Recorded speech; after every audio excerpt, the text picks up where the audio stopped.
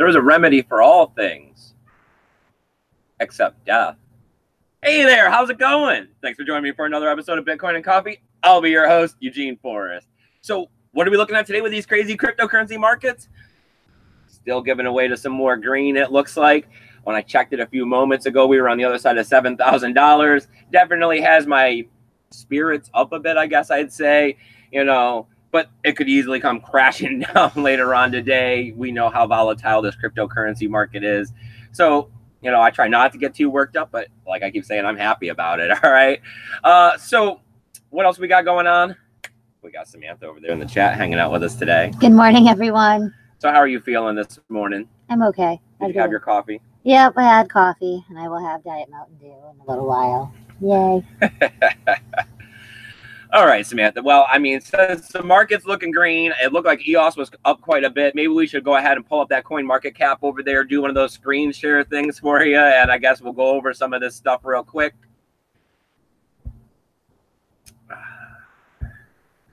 All right. Yep. Go right ahead and refresh that, Samantha, because it's changing every second around here with cryptocurrency. All right. $231 billion for a market cap. Boom. Big plus right there. BTC dominance, you see slipping backwards a little bit, coming in at 52.7%. Daily 24-hour volumes up. $2 billion on average, $3 billion on the average. So it's not too much. Like you notice on the charts, the volume's not the highest as we're starting to get the price up there. Is it something to be concerned about? I don't know. I'm not selling today. All right. Well, we got Bitcoin, $7,082. So, I mean, right there, kissing 7,100.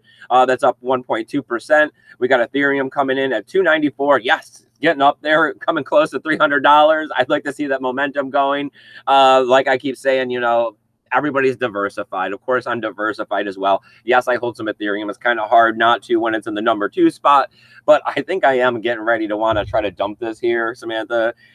Put it more back towards the Bitcoin. I feel like we could be making some moves here eventually, to the upwards, and I think I'd rather be there. I know some of these altcoins are starting to look tasteful, but I don't know. I'm very stingy. I like to stick to my core principles. All right, what else we got? We got XRapid coming in at 34.7 cents. That's not really making too much movement, up 0.29 at the moment.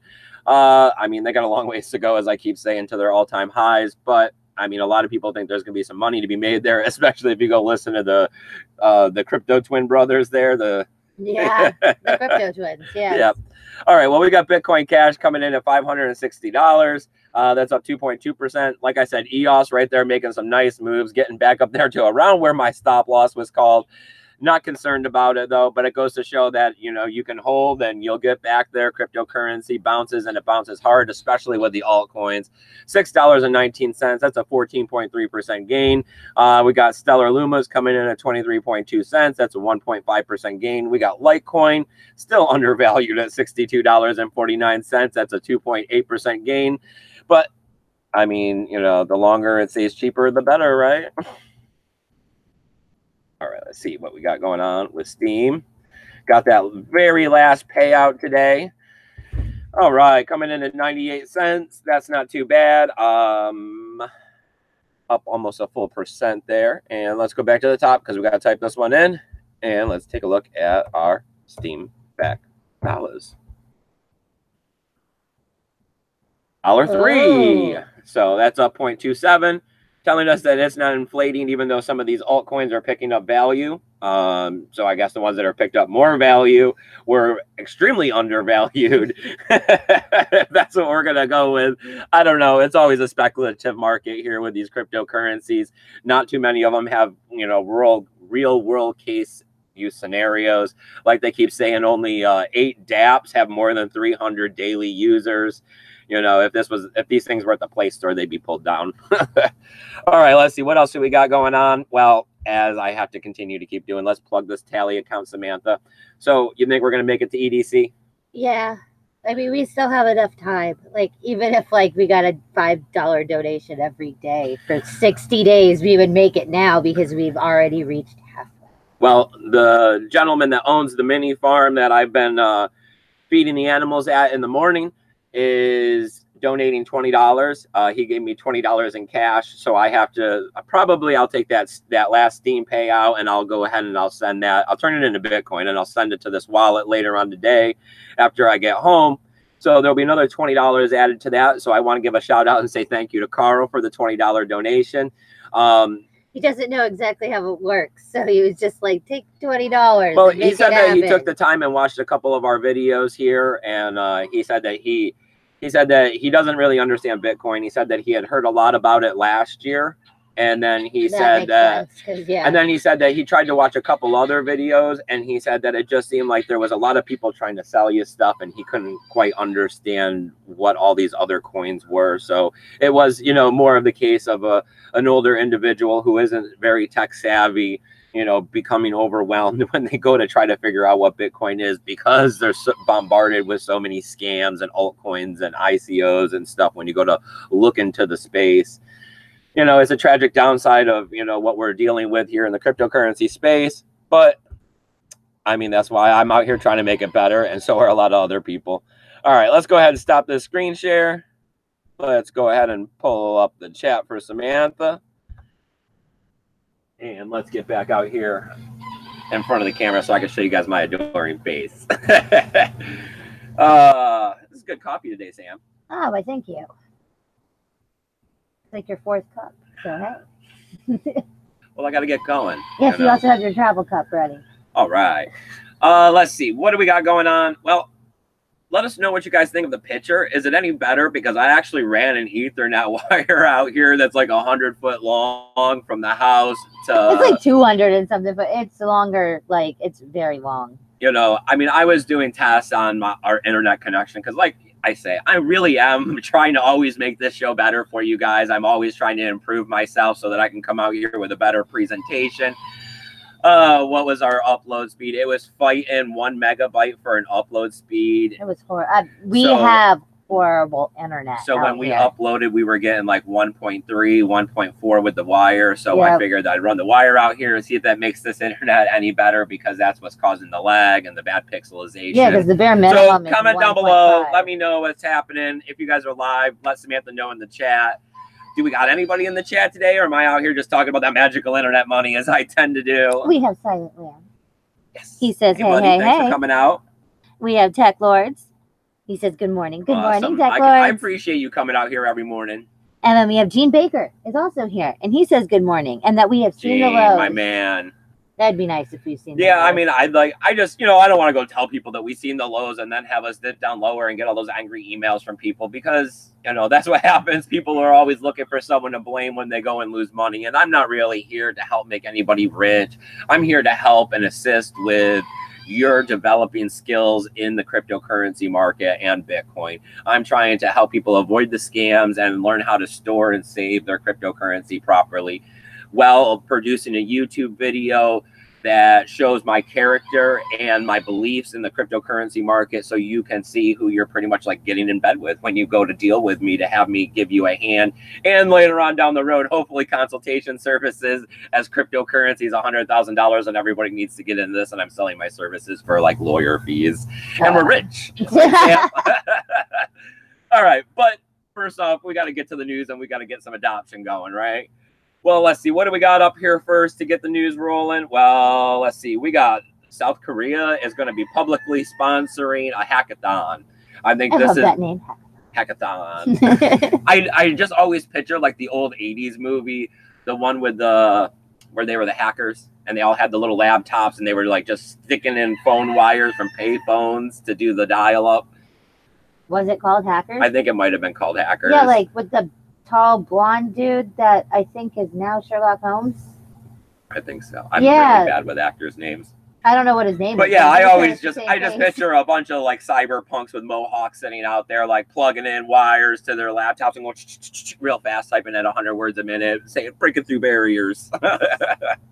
But so they're going to have a public hackathon out there. It's going to be I don't know, to help prove that they're still at the forefront of technology, that South Korea is better than North Korea, since we're looking at the blockchain conference news coming out of there yesterday. I I mean, it's just another one of those things to show that blockchain and Bitcoin and cryptocurrencies are like, they're finding their way into the nooks and crannies of society and government. And into the next story, Moscow government wants to go ahead and use Ethereum as a way to track farmers' applications for, like, they have government farming land. They have about 15,000 spots. And I mean, it's kind of a big deal. And they're like, they take up, because their farming season's from April 20th to November 25th. They go ahead, they take all these applications to be able to farm this land, and they want to use the Ethereum blockchain to like timestamp it and make sure that it's unreversible and make sure that, you know, everyone's getting a fair shake when it comes down to being able to apply for this farmland to be able to grow crops in and make money and, you know, take care of your family. So, I mean, that's one of the great things about blockchain. I mean, you could do this on Bitcoin too. And I think, of course, I would think that would be better. But hey, they want to use Ethereum. I think it'll work well enough for that to be able to at least get these farmers a fair shakedown. And like I said, it's you know, cryptocurrency working its way into spots in our society where, you know, we're not going to be able to unroot them once they get rooted in. And that is a big plus when it comes to the adoption of cryptocurrency, that people are going to be using cryptocurrency and not even realize that they're using cryptocurrency, which is one of those things you keep hearing about on how cryptocurrency is going to become mass adopted. They're just going to go to a website and fill out an application and hit enter and send. But in the background, blockchain will be logging it to make sure that no one is back there, you know, pulling strings, putting their cousin's application in before yours. Big brother handoff pays a little extra and shakes someone's hand, and then they're getting, you know, 5 plots where they should have gotten 1 plot. Things like that. All right. Is that Vention over there in the chat? What's he got to say? Yeah. How are you today, Vention? The Potheads Crypto is here. He says hi. And Gene Baker, Hey, he says the picture and lag is about the same. Yeah. So, nah. It's probably not. I did research into this. It says that you need 300 kilobytes per second in order to make the minimum requirement. Like I said, I'm pulling 1 megabyte a second on average. It's 0.8 to 1.2, and then 1.4 megabytes a second with the wire. So it wasn't much of an improvement. They were saying that for 720, you need like 1.5 at least. And then they were saying that to do the shared chat with somebody else, you're looking at like 5, yeah. 2.5, and groups, you needed 5 megabytes. We're screwed. Yeah, that was pretty much what I thought too. I don't know. Like, I have Thursday call off, and I think I'm going to literally just like call every single anything and try to see if there's any way of getting anything better. I mean, I'm going to start with the people that we have now and see if, however, when we started this, we got told that 15 megabytes was like the best they could do, and awesome. I went and looked online, and for our area, they only had that. But, okay. So Vention, he says that he is here, but he's getting ready for work. Got to bail out in a minute, jump through the shower, and get ready for work. Those trucks don't fix themselves. That's true, my man. And he says he is great, but he can't stay for very long. All right, buddy. Well, I appreciate you stopping by as always. All right, let's see what else we got going on for news. Well, let's save the good story for the end here with the DNA. What do we got? We got Bit Refill. I mean, we've talked about them before. I guess, you know, they had a little Q&A session. They're pretty much being asked why they want to be at the front runner here in the Lightning Network for being able to, you know, perform those transactions at close to 0 fees, because they're a cell phone top-up company, and they're also selling like Amazon gift cards and a whole bunch of other, you know, gift cards.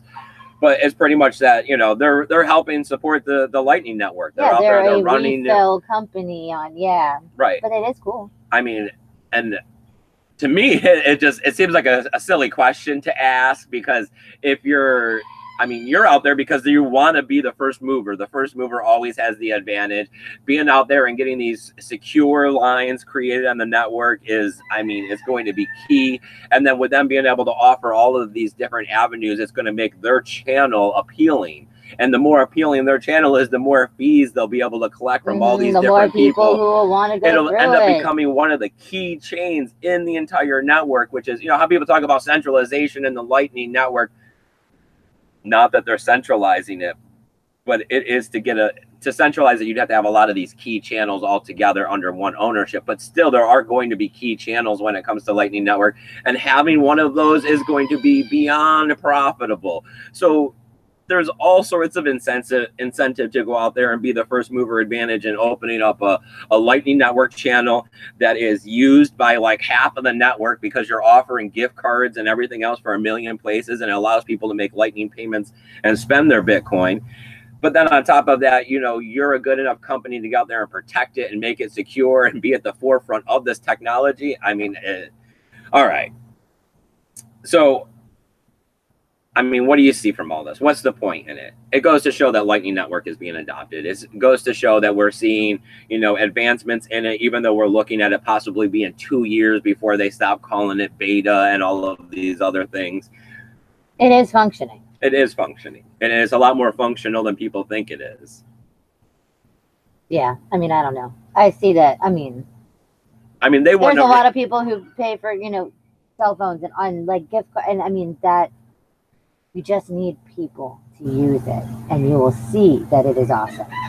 I mean, it's that we're on the cusp, and you can, I don't know. To me, it feels like I can feel that we're on the cusp of technology just taking that next leap forward. And once it does, blockchain will already be there, ready to go in the background.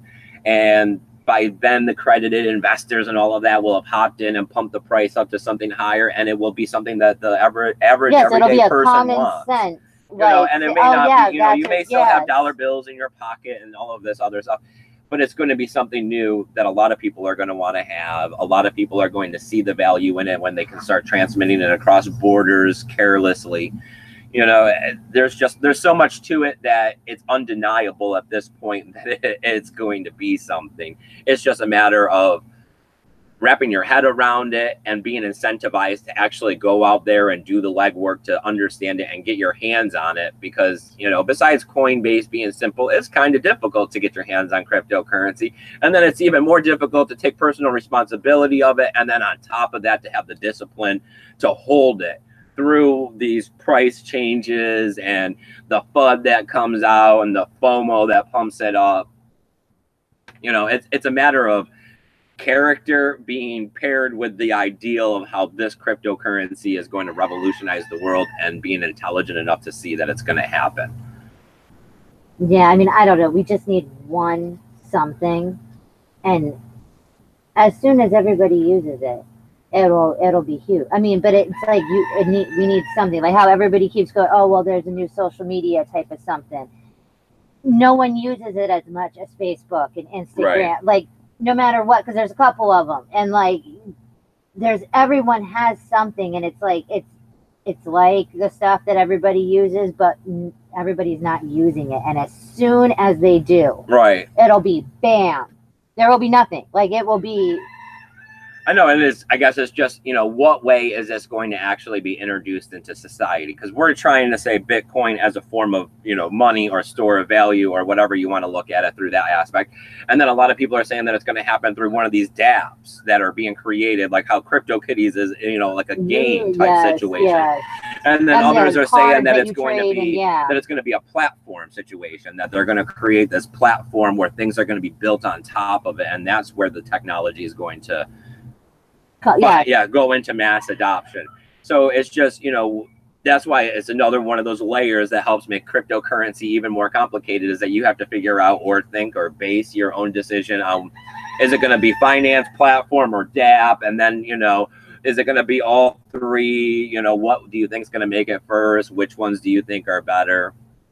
All of that stuff is what the complication is in this equation. All right, so let's move on to our last question. Oh, we have mentioned, he's saying, nice. I pay $36 a month for my cell phone provider. I use H2O. They use the AT&T network, 8 gigs of data, and unlimited talk and text. But he said he's tempted to cancel his Visa payments and use the Lightning to pay it instead. That would be cool. All right. This last story, I don't know how I feel about this one. It has, you know, it feels like very sci-fi and next level, but then at the same time, I don't think that we're quite there yet. We're looking at a frozen head, like, yes. We're looking at a story coming out. Well, it's not necessarily a story. It's talking about this new technology that has been out for a little while, and how it's being paired with Bitcoin and cryptocurrency to store private keys in synthetic DNA. they're saying that by the year 2025, there's going to be a big problem with, you know, the amount of technology, or not technology, but information and storing it. You know, that there's not going to be enough silicone chips and all this other stuff. They're saying they got some crazy number here. What am I looking at here for a number? 160 zettabytes by 2025. So I don't even know what a zettabyte it's going to be 10 times the amount of the tech, or 10 times the amount of information that was produced in 2016. So 2 years ago. Okay. So in other words, just a lot. We're going to have a lot more video, a lot more music, a lot more. Starve and stuff too. So okay. So they're saying that since DNA is written pretty much in 4 letters that are, you know, linking the chains together, the ATCG combo, that they're saying that you can make patterns like make A00 and T01 and G01 or 11, you know what I mean, like that, and that you can string them all together and you could save any kind of data like this. So they're saying, why not go ahead and save private keys like this? But this is only for long term, okay? Like super hard storage. Right, super cold storage, because then on top of that, they're talking about, they've had 28 customers so far. They paid $1,000 to have this done.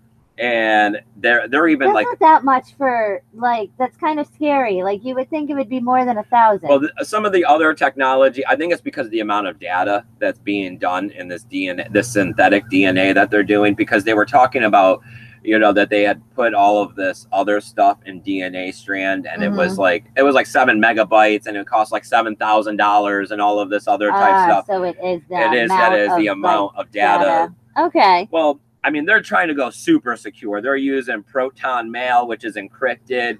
They have a complicated formula for unscrambling the encryption that they're going to use on the DNA. So in other words, just because you got your hands on it and just because you got a DNA reader does not mean that you're going to also then unencrypt the pattern that they have. It's just going to be like, oh, yes, this is what is in here. No, it's going to be all right. And then jumbled. they're not going to be able to track the communications back and forth between you and this DNA provider because they're using proton mail, which is encrypted. And they're going to anonymously kind of mail you 5 samples once you pay for this.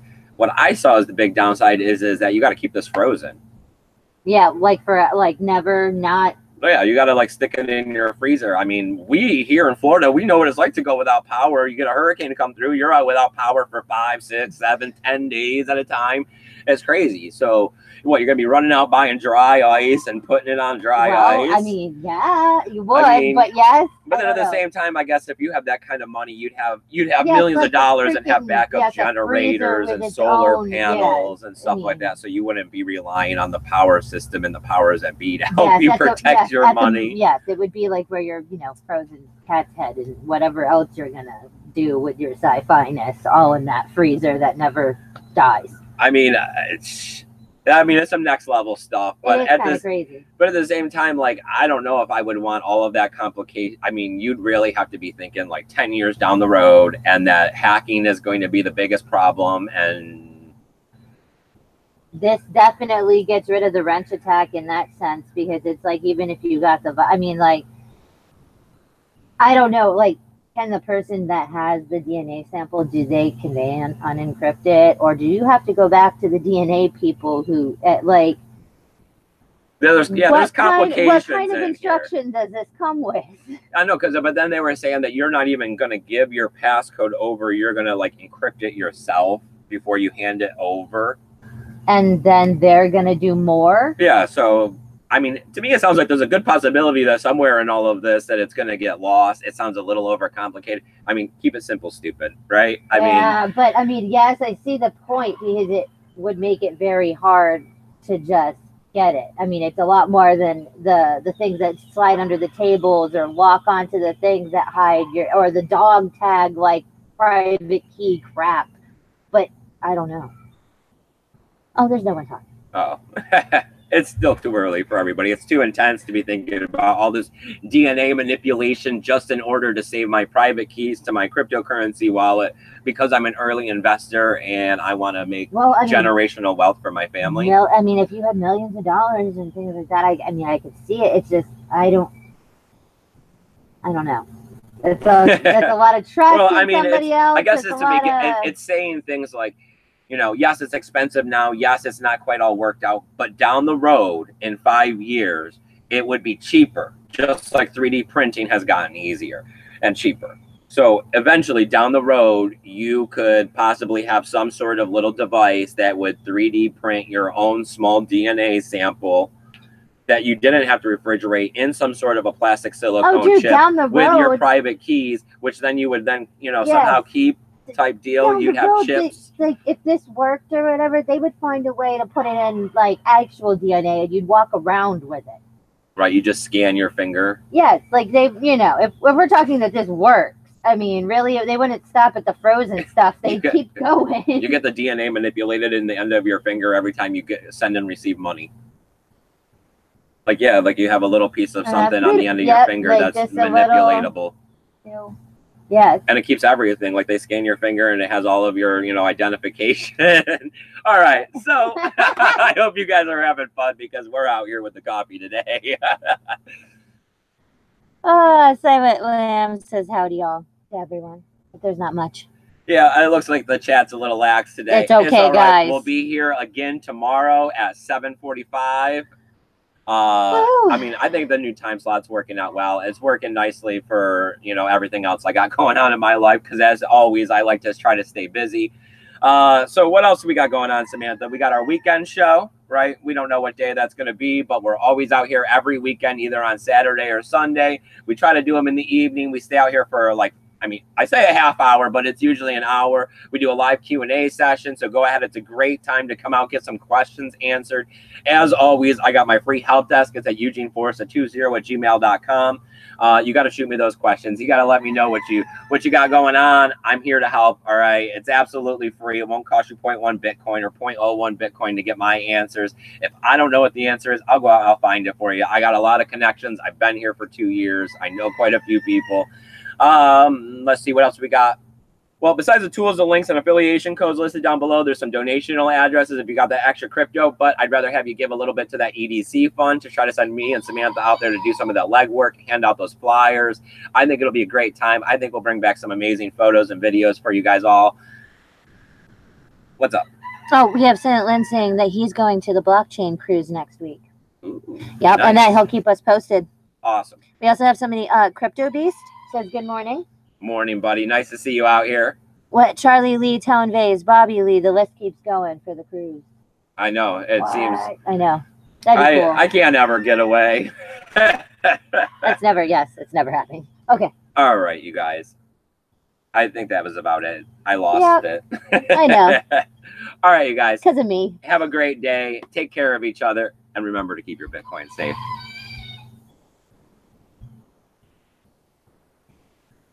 Bye, guys.